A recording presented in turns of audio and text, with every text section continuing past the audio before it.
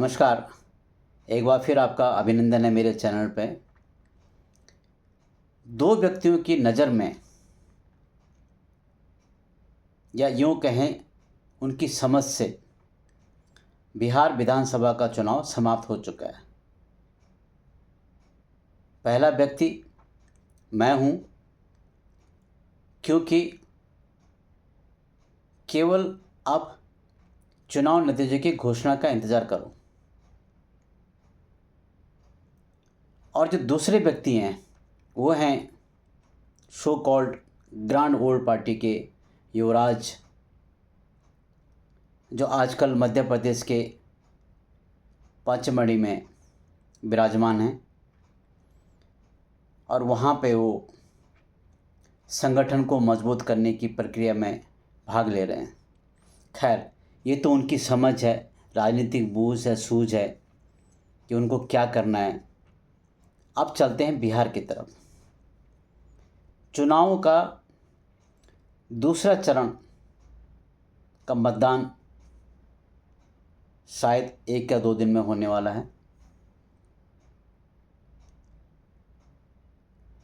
और एक बात का आपने ध्यान दिया होगा, चुनाव बिहार राज्य में है, वहाँ के मुख्यमंत्री को चुना जाना है, विधानसभा के सदस्यों को चुना जाना है, लेकिन एक युवराज उत्तर प्रदेश से वहाँ गए हुए हैं आजकल।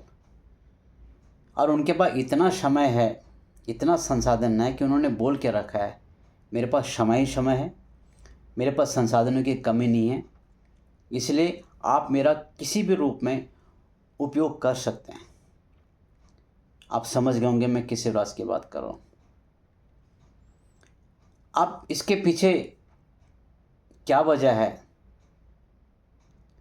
एक ही वजह है, युवराज क्यों बिहार चले गए?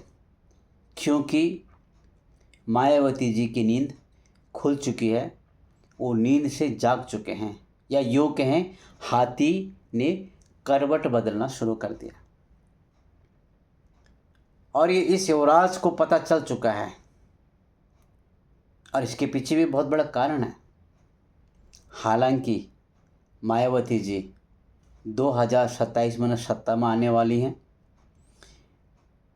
न उनकी ऐसी कोई महत्वाकांक्षा है, लेकिन जब चुनाव होंगे उत्तर प्रदेश में तो जो प्रतिस्पर्धा होगी वो त्रिकोणीय हो जाएगी। और त्रिकोणीय होने से युवराज को नुकसान हो सकता है, क्योंकि अभी तक जो दलित और महादलित का वोट जो इस युवराज के पक्ष में जा रहा था, वो दोबारा मायावती के पक्ष में वोट देगा। और इससे होगा क्या? त्रिकोणीय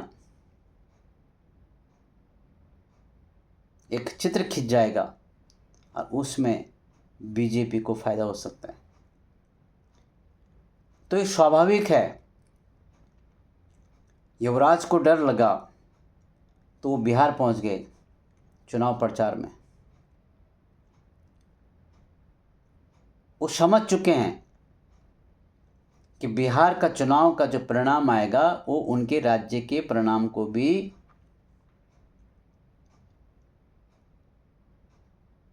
यूँ कहें कि उत्तर प्रदेश को भी प्रभावित कर सकता है। और इसीलिए वो अभी से इस प्रयास में हैं कि जो बची खुची मेरी राजनीति है वो कैसे न कैसे बच जाए।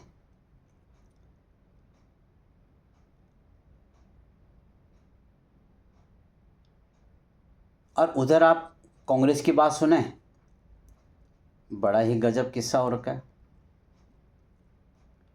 युवराज को दिल्ली से बुलाया गया, आओ हमारी कुछ मदद करो, लेकिन उन्होंने एक ऐसा खेल खेल दिया कि जो बिहार के युवराज हैं वो आज दौड़े दौड़े मारे मारे एक दिन में 18 रैलियां कर रही हैं। आखिर ऐसा क्यों? इसलिए कि दिल्ली के युवराज ने एक ऐसा शगुफा छोड़ा वहाँ पे कि वहाँ के राजकुमार की जो राजनीतिक ज़मीन है वो धंस रही है।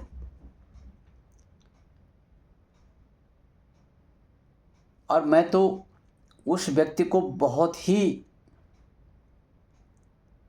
बुद्धिमान मानता हूँ जिन्होंने कांग्रेस को ये सलाह दी होगी कि यदि आपको दोबारा केंद्र की सत्ता में आना है या राज्य की सत्ता में आना है तो आपको क्षेत्रीय पार्टियों के साथ चुनाव लड़ना होगा, केवल दिखाने के लिए, लेकिन आपको कहीं न कहीं उनकी जड़ें काटनी होंगी। और जब क्षेत्रीय दल कमज़ोर पड़ जाएंगे तो तब कांग्रेस का शायद रिवाइवल हो सकता है। और इसी एडवाइस को लेके युवराज गए थे दूसरे युवराज की मदद करने के लिए, लेकिन दांव उल्टा पड़ गया।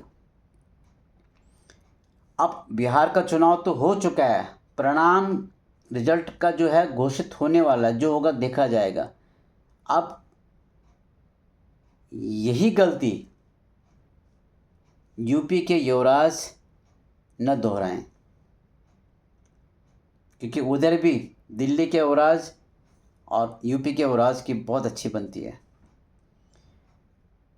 अब कांग्रेस पार्टी को इंतज़ार है कि कब अखिलेश जी उनको चुनाव प्रचार के लिए बुलाएं और फिर वही खेला होगा।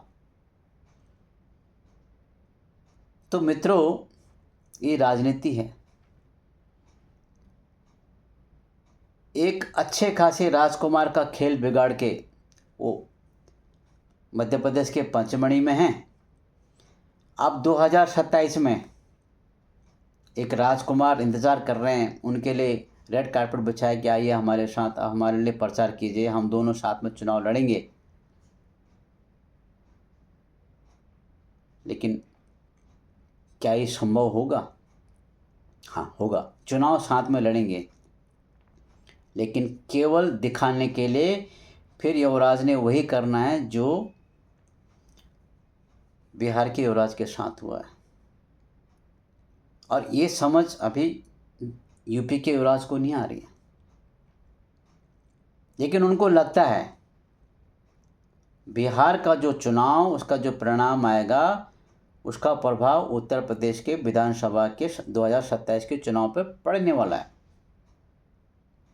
इसीलिए वो भी इतने सक्रिय हैं जैसे कि उनको ही बिहार में मुख्यमंत्री बनना होगा।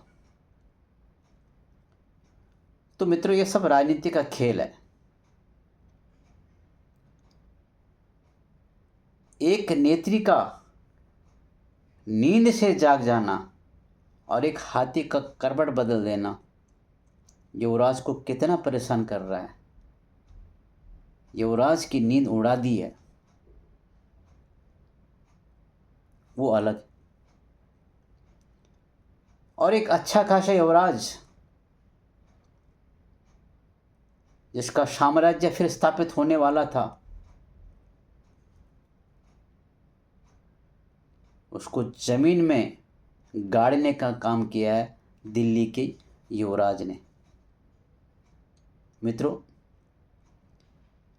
आज की बात में इतना ही।